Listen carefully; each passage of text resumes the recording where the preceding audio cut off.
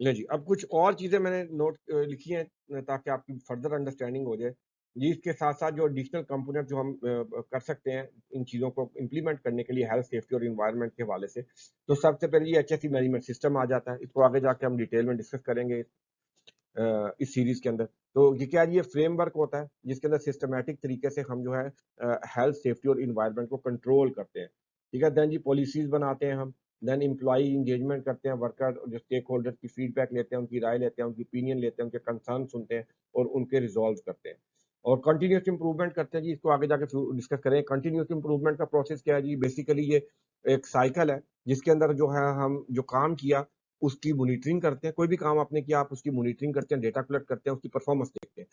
اس performance کو مد نظر رکھتے ہوئے، اس ڈیٹا کے انالیسس کرتے ہوئے ہم جو اس کے اندر کمی ہوتی ہے اس کو امپروو کرتے ہیں، اور جو نئی امپروومنٹ ہو سکتی ہیں اس کا ایکشن پلان بنا کے ان کو امپلیمنٹ کر رہے ہوتے ہیں.